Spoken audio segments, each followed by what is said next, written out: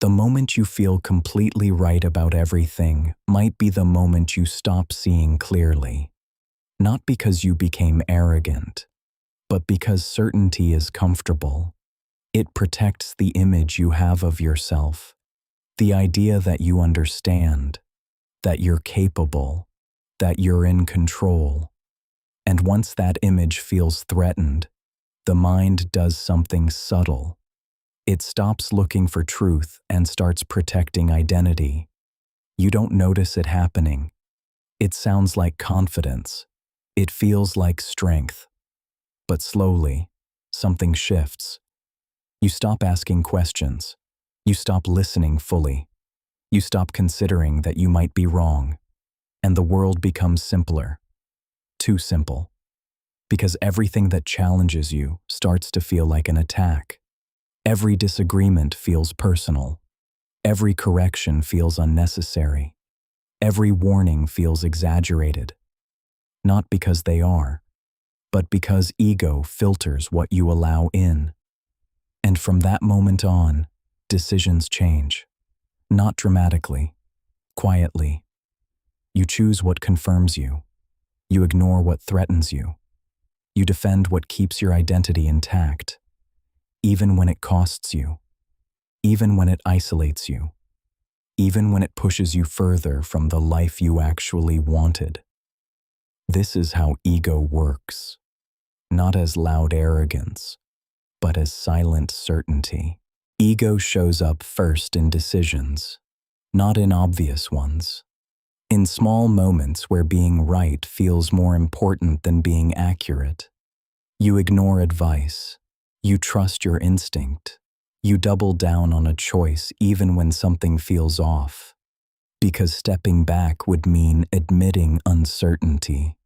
And uncertainty feels uncomfortable. So you continue. Not because the path is clear, but because changing direction would challenge who you believe you are. And slowly, decisions stop being about outcomes. They become about consistency.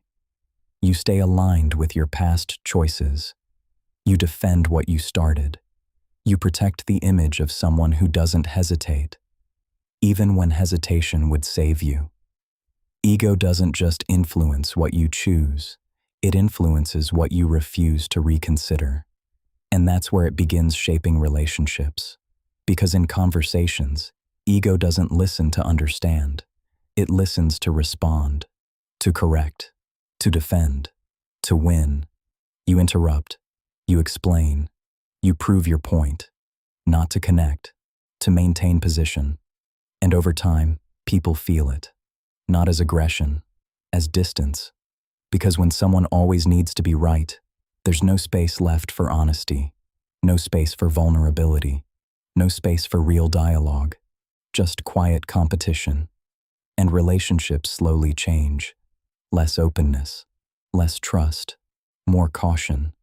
Not because anyone decided it, because ego made understanding less important than control. The same pattern follows into work.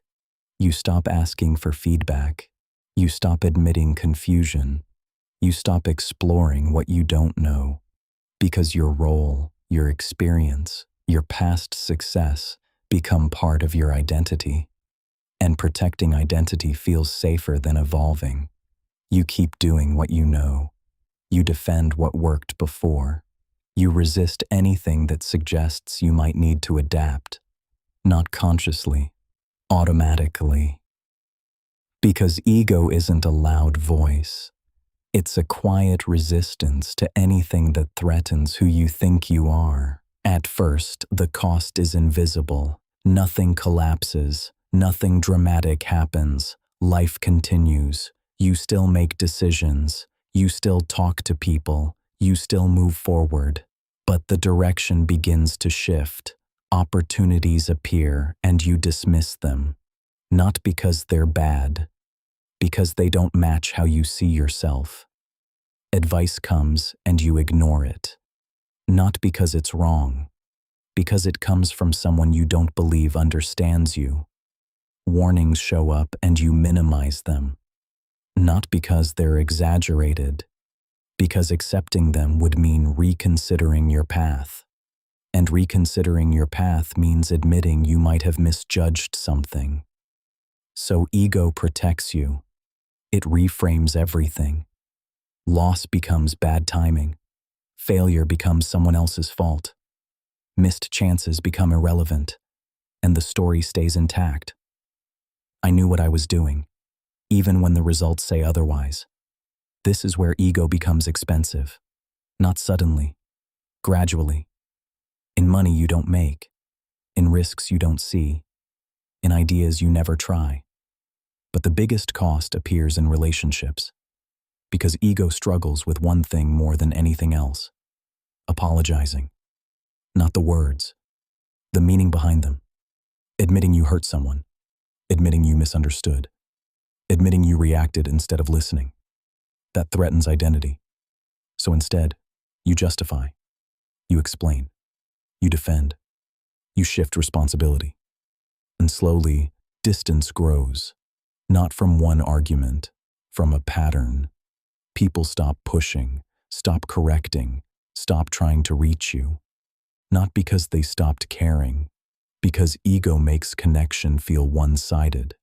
And without noticing, you become harder to reach, harder to help, harder to understand. And that isolation doesn't feel like isolation. It feels like independence, like strength, like not needing anyone. But strength without reflection turns into rigidity, and rigidity breaks when life inevitably changes. There's a moment in many lives that looks ordinary on the surface. Nothing dramatic happens. No public failure. No sudden collapse. Just a quiet realization. This isn't working. It can happen in a career, in a relationship, in a business decision, in the way someone lives their days. The signs are there. Energy is lower. Conversations feel heavier. Results don't match the effort anymore. And for a brief moment, clarity appears. Maybe I need to adjust. Maybe I need to change. Maybe I miscalculated. But that moment is fragile, because immediately, ego responds. Not loudly, strategically. It reminds you how much you've invested, how long you've committed, how much you've already defended this path. It whispers, if you change now, what does that say about the past? And suddenly, the question is no longer about what works. It becomes about what it means. Admitting you chose wrong feels like admitting you are wrong. So you stay. You stay in the role, in the argument, in the strategy, in the identity. Not because it still makes sense, because leaving would require humility. And humility feels like loss. So ego reframes stagnation as perseverance. Stubbornness becomes discipline. Refusal becomes strength. Silence becomes superiority. You convince yourself that consistency is admirable, even when it's misdirected. And this is where ego becomes most dangerous. Not when you're confident, when you're cornered. Because in a corner, ego will protect identity at any cost. Even if that cost is your future. You keep defending the decision. Keep repeating the pattern. Keep proving to yourself that you can make it work. Long after the evidence says otherwise. And the longer you defend something, the harder it becomes to step away. Because now, it's not just a decision. It's part of who you are. And walking away feels like losing yourself. So you double down, again and again, until the original choice is no longer the problem. The refusal to reassess is. At its core, ego is not evil. It's protective. It exists to maintain a stable sense of self, to keep your identity coherent, to make sure the story you tell about yourself remains intact. I'm capable. I'm intelligent. I make good decisions. I'm not the problem. When reality challenges that story, the brain experiences something close to pain, Not physical pain, identity pain. And identity pain is powerful, because if the story breaks, who are you? So ego steps in. It edits memory. It rewrites context. It filters feedback. You don't remember the warning clearly. You emphasize the moments you were right. You minimize the signs you ignored. Not deliberately, automatically. The mind protects the version of you that feels safe. This is why people can lose money and still believe they were rational. Why they can lose relationships and still feel misunderstood rather than accountable. Why they can miss opportunities and still believe the system was unfair. Ego doesn't just defend decisions, it defends narrative. And once narrative becomes more important than reality, growth stops. Because growth requires something ego resists: discomfort. Not the discomfort of effort, the discomfort of self-correction, the discomfort of saying, I was wrong, the discomfort of realizing you overestimated yourself, or underestimated someone else, or misread a situation entirely. That level of honesty feels threatening. So instead, ego chooses consistency. It prefers a flawed identity over a corrected one, because correction requires temporary collapse, and collapse feels dangerous. So people cling to certainty, even when certainty costs them trust, money, opportunities, time especially. Because ego doesn't only protect pride, it protects sunk cost. I've come this far. I can't turn back now. It would be embarrassing. And embarrassment to ego is worse than loss. So the pattern continues, not because the person is unaware, but because awareness without humility changes nothing. And humility is exactly what ego avoids. Ego doesn't destroy lives loudly. It doesn't announce itself. It doesn't arrive as arrogance or pride. Most of the time, it feels like certainty, like knowing who you are, like trusting your judgment, like staying consistent with the person you believe yourself to be. And that's why it's so difficult to notice, because nothing feels wrong. You're not making reckless choices. You're not acting irrationally. You're not trying to harm anyone. You're simply protecting what feels stable. Your identity, your past decisions, your sense of control. But slowly, something changes. You stop adjusting, stop reconsidering, stop letting new information reshape you. Not because you refuse to grow, because ego makes stability feel safer than reflection. And over time, that stability becomes limitation.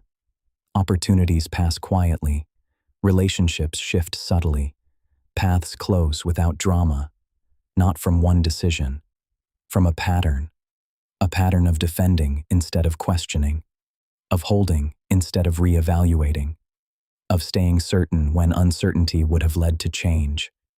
And life doesn't collapse because of it.